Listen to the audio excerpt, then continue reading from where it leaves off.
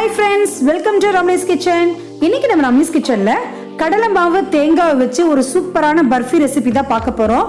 இந்த ஸ்வீட் சாப்பிடுறதுக்கு ரொம்பவே டேஸ்டா இருக்கும். வாயில வச்ச உடனே கரையிற அளவுக்கு அவ்வளவு சாஃப்ட்டா இருக்கும்.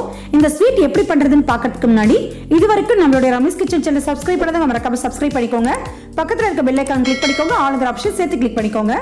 வாங்க இந்த சூப்பரான பர்ஃபி ரெசிபி எப்படி பண்றதுன்னு பார்க்கலாம். ஃபர்ஸ்ட் ஒரு மிக்ஸி ஜார் எடுத்துக்கோங்க. அதுல காய்ச்சி ஆற வச்ச திக்கான பால் ஒரு கப் எடுத்துக்கோங்க. அரை கப் தேங்காய் துருவல் அப்படி இல்லைன்னா டெசிகேட்டட் கோகனட் கூட அரை கப் சேர்த்துக்கலாம். கூடவே 5 ஏலக்காய் சேர்த்துக்கோங்க. இதை நல்லா நைஸா அரைச்சு எடுத்துக்கலாம். இந்த அளவுக்கு நல்லா திக்கா அரைச்சு எடுத்துக்கோங்க. நெக்ஸ்ட் ஒரு பேன் எடுத்துக்கோங்க. அதுல சலிச்ச கடலை மாவு ஒரு கப் சேர்த்துக்கோங்க. கூடவே 3/4 கப் சர்க்கரை சேர்த்துக்கோங்க. அரை கப் நெய் சேர்த்து நல்லா மிக்ஸ் பண்ணிக்கோங்க. இதோட நம்ம பாலோட அரைச்சு வச்ச தேங்காவையும் சேர்த்துக்கலாம். லம்ஸ் இல்லாம நல்லா மிக்ஸ் பண்ணிக்கோங்க. நல்லா மிக்ஸ் பண்ணதுக்கு அப்புறம் நம்ம ஸ்டவ்ல இதை எடுத்து வச்சுக்கலாம். நல்லா கைவிடாம கிளறிட்டே இருங்க. ஸ்டவ் வந்து பாத்தீங்கன்னா மீடியம் ஃப்ளேம்ல இருக்கணும். ஃபுல் ஃப்ளேம்ல வச்சு பண்ணாதீங்க, அது சீக்கிரமா அடி பிடிச்சிரும். ஸோ மீடியம் ஃப்ளேம்ல வச்சு இதை நல்லா மிக்ஸ் பண்ணிட்டே இருங்க. கைவிட்டீங்கன்னா அடியிலெல்லாம் பிடிச்சிக்கோ. ஸோ கைவிடாம கிளறிட்டே இருக்கணும். இது சீக்கிரமா திக்கான கன்சிஸ்டன்சிக்கு வந்துடும்.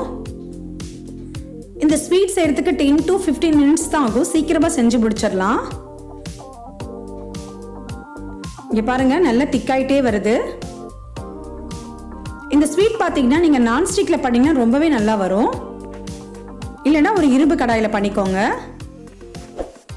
பார்க்கும்போதே தெரியும் பாருங்க, நல்லா கைவிடாம கிளறதுனால ஒட்டாம வருது.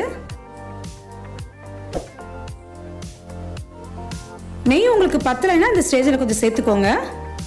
நம்ம ஸ்டார்டிங்லேயே ஊற்றுற நெய் இதுக்கு போதுமானது. இந்த அளவுக்கு திக்காக வந்ததுக்கப்புறம் நம்ம ஸ்டவ் ஆஃப் பண்ணிடலாம். ஆஃப் பண்ணிட்டு ஒரு 10 நிமிஷம் நம்ம ஆற விட்டுறலாம். கொஞ்சம் வெது வெதுப்பு இருக்கும் போதே நம்ம ஷேப் பண்ண ஆரம்பிச்சிடலாம். கையில் நெய் அப்ளை பண்ணிக்கோங்க. இதை வந்து நம்ம கொஞ்சமாக கையில் எடுத்து நல்லா உருண்டை பண்ணிக்கலாம்.